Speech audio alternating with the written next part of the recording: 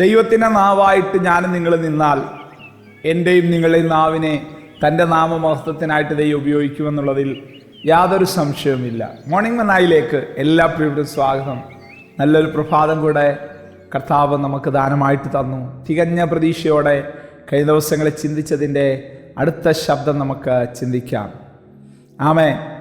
2 രാജാക്കന്മാരുടെ പുസ്തകം 7-ാമത്തെ അധ്യായം 1-ാമത്തെ വാക്യം. അപ്പോൾ എലീശ യഹോവയുടെ അരുളപ്പാട് കേൾപ്പീൻ, നാളെ ഈ നേരത്ത് ശമര്യയുടെ പടിവാതിക്ക് ഷേക്കലിന് 1 സെയാ കോതമ്പുമാവും ഷേക്കലിന് 2 സെയാ യവവും വിൽക്കുമെന്ന് യഹോവ അരുളി ചെയ്യുന്നെന്ന് പറഞ്ഞു.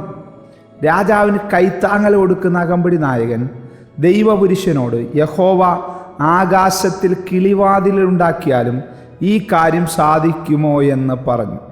അതിന് അവൻ നിന്റെ കണ്ണുകൊണ്ട് കാണും, എങ്കിലും നീ അതിന് തിന്നുകയില്ല എന്ന് പറഞ്ഞു. പ്രിയ ദൈവമക്കളെ, പിശാചിന് നമ്മുടെ ഇന്നലകൾ അറിയാം, ഈ നിമിഷം വരെയുള്ളതറിയാം. പക്ഷെ നമ്മുടെ ഫ്യൂച്ചർ അവൻ അറിയത്തില്ല. നമ്മുടെ ഫ്യൂച്ചർ അറിയാവുന്ന ഒരേ ഒരാൾ നമ്മളെ സൃഷ്ടിച്ച നമ്മുടെ ജീവൻ്റെ ഉടമസ്ഥനാകുന്ന ദൈവമാണ്.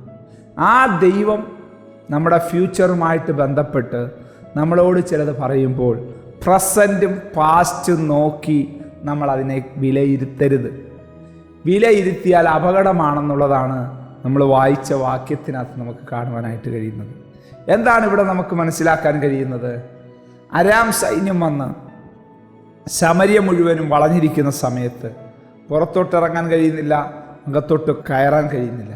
ക്രയവിക്രയം ചെയ്യാൻ കഴിയാതെ മലിനപ്പെട്ട് വീർപ്പുമുട്ടി സമ്മർദ്ദത്തിനകത്തായിരിക്കുമ്പോൾ ചില മാതാപിതാക്കൾ തങ്ങളുടെ കുഞ്ഞുങ്ങളെ പുഴുങ്ങി തിന്നുന്ന അവസ്ഥയിലേക്ക് കാര്യങ്ങൾ എത്തപ്പെട്ടു. അവിടെ പറയുന്ന ആ വിലക്കയറ്റത്തിൻ്റെ ഒരു വലിയ ഭീകരമായൊരു ദൃശ്യം നമുക്ക് കാണുവാനായിട്ട് കഴിയും. 25-ാമത്തെ വാക്യം 6-ാം അധ്യായത്തിൽ. അവർ ശമര്യയെ വളഞ്ഞിരിക്കുമ്പോൾ അവിടെ മഹാക്ഷാമമുണ്ടായി. ഒരു കഴുത തലയ്ക്ക് 80 വെള്ളിക്കാശും 1/4 കബ് പ്രാക്കാഷ്ടത്തിന് 5 വെള്ളിക്കാശും വരെ വില കയറി. കണ്ടോ? ഒരു കഴുത തലയ്ക്ക്, കഴുതയ്ക്ക് പോലും 5 വെള്ളിക്കാശിനൊക്കെ കിട്ടിക്കൊണ്ടിരിക്കുന്ന കാലഘട്ടത്തിൽ ഒരു കഴുതയുടെ തല, മനസ്സിലായോ? 80 വെള്ളിക്കാശ്. എത്ര വലുതായിരിക്കും? 1/4 കബ് പ്രാക്കാഷ്ടം. ഹല്ലേലൂയ. 5 വെള്ളിക്കാശ് എന്ന് വെച്ചാൽ ഭീകരമായ ഒരു അന്തരീക്ഷം, ക്ഷാമം കൊണ്ട് കൊടുമ്പുരി കൊണ്ടിരിക്കുന്ന ഒരു സന്ദർഭം. ഈ സമയത്തൊരു ദൈവപുരുഷൻ എലീശ തൻ്റെ അധരത്തെ ദൈവശബ്ദം പറയാനായിട്ട് ഉപയോഗിക്കുകയാണ്. ആമേൻ.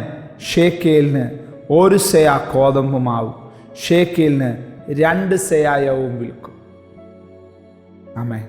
അവൻ സാഹചര്യത്തെ നോക്കി വിശ്വാസത്തിൻ്റെ ചില പ്രഖ്യാപനം പ്രഖ്യാപിക്കുമ്പോൾ ആ ശബ്ദത്തിലൂടെ ദൈവത്തിൻ്റെ മഹത്വം ചലിക്കാനിടയായിത്തീർന്നു. ആമേൻ. ദൈവത്തിൻ്റെ ശബ്ദമായി എലീശ അവിടെ ഉപയോഗിച്ചത്. ദൈവത്തിൻ്റെ ശബ്ദം അവിടെ വേറെ രീതിയിൽ ശത്രുക്കളുടെ മേൽ ഉപയോഗിക്കുന്ന നമുക്ക് അവിടെ കാണാൻ കഴിയും. അടുത്ത 7-ാം അധ്യായത്തിൽ നമ്മൾ കാണുന്നുണ്ട്. ഞാൻ ആ വാക്യം ഒന്ന് വായിച്ച് കേൾപ്പിക്കാം. 6-ാം വാക്യം. കർത്താവ് അരാമ്യ സൈന്യത്തെ രഥങ്ങളുടെയും കുതിരകളുടെയും മഹാസൈന്യത്തിൻ്റെയും ആരവം കേൾപ്പിച്ചിരുന്നത് കൊണ്ട്. കണ്ടോ? ശത്രുക്കൾ പിന്തിരിഞ്ഞ് ഓടുന്ന ഒരു ഭാഗമാണ് അവിടെ കാണാൻ കഴിയുന്നത്. ആരവം.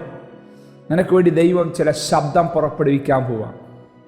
നിന്റെ ഇന്നലകൾ ഒരുപക്ഷെ വേദനയുടേതായിരിക്കാം, ഈ നിമിഷം വരെ ചിലപ്പോൾ ഒറ്റപ്പെടുന്നതായിരിക്കാം. എന്നാൽ ദൈവം ചില സൈന്യത്തിൻ്റെ ആരവത്തെ എനിക്ക് നിങ്ങൾക്ക് വേണ്ടി ദൈവം കേൾപ്പിക്കാൻ പോവാ.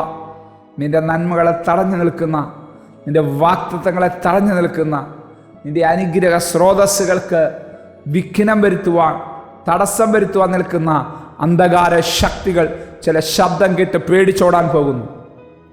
വിശ്വസിച്ചാട്ടെ ഈ ദൈവവചനം, ഏറ്റെടുത്താട്ടെ ഈ ദൈവത്തിൻ്റെ വചനം. അന്നേരം എന്ത് സംഭവിച്ചു? അവിടെ ഉണ്ടായിരുന്ന നന്മകൾ മുഴുവനും അവിടെ ഇട്ടിട്ട് ഓടുവാനിടയിൽ, ജീവനും കൊണ്ട് ഓടുവാനിടയായിത്തീർന്നു. ഇതാ ദൈവത്തിൻ്റെ ഇടപെടൽ നമുക്ക് വേണ്ടി. ദൈവത്തിൻ്റെ ശബ്ദമായി ഞാനും നിങ്ങളിൽ നിന്നാൽ എൻ്റെയും നിങ്ങളെ ശബ്ദത്തെ ദൈവം ഉപയോഗിക്കും തൻ്റെ നാമമഹത്വത്തിനായിട്ട്. ദൈവത്തിൻ്റെ ശബ്ദമായി ഞാൻ നിങ്ങളിൽ നിന്നാൽ തൻ്റെ ശബ്ദം ശത്രുക്കളുടെ മേൽ ദൈവം കേൾപ്പിക്കും, എന്നെ നിങ്ങളുടെ നന്മയ്ക്കായിട്ട്. കണ്ണുകളടയ്ക്കാൻ പ്രാർത്ഥിക്കാം. കർത്താവേ, അങ്ങ് വളരെ ആഴമായിട്ട് ഞങ്ങളോട് സംസാരിച്ചു, വളരെ വ്യക്തമായിട്ട് ഞങ്ങളെ കേൾപ്പിച്ച് ചെയ്തു, ആഴമായിട്ട് ഞങ്ങൾ ഏറ്റെടുക്കും.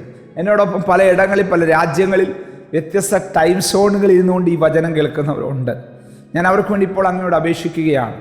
ഒരു സാധ്യതയും ഇല്ലെന്ന് അവർ വിധി എഴുതുന്ന ചില വിഷയത്തിനകത്ത് അവരുടെ ഫ്യൂച്ചറിന് വേണ്ടി ചില സാധ്യതകളുണ്ടെന്ന് ദൈവം പറയുകയും അതിൻ്റെ വിശ്വാസത്തിൻ്റെ പ്രഖ്യാപനങ്ങൾ അവരുടെ അധരങ്ങളിലൂടെ പുറത്തു വരുവാൻ ഇടയാകുകയും വേണമെന്ന് ഞാൻ അങ്ങയോട് പ്രാർത്ഥിക്കുന്നു. കർത്താവേ, അങ്ങയുടെ മഹത്വം ഈ വിഷയത്തിനകത്ത് ചലിക്കട്ടെ, അങ്ങയുടെ പ്രവൃത്തി ഈ വിഷയത്തിനകത്ത് നടക്കട്ടെ, യേശുവിൻ നാമത്തിൽ തന്നെ. ആമേൻ. God bless you. ദൈവം നമ്മെ അനുഗ്രഹിക്കട്ടെ. Praise the Lord. മോർണിംഗ് മന്ന സന്ദേശം ശ്രവിച്ചുകൊണ്ടിരുന്ന എല്ലാ ദൈവമക്കൾക്കും സ്നേഹവന്ദനം. പാസ്റ്റർ ബിനു വട്ടപ്പാറ. ഈ ദൈവവചന സന്ദേശങ്ങൾ തുടർമാനമായി ലഭിക്കുന്നതിനായി 9745600023 എന്ന വാട്സാപ്പ് നമ്പറിൽ ബന്ധപ്പെടാവുന്നതാണ്. നമ്പർ ഒരു പ്രാവശ്യം കൂടി ആവർത്തിക്കുന്നു: 97 45 60 00 23. ദൈവം നമ്മേവരെയും അനുഗ്രഹിക്കട്ടെ. God bless U.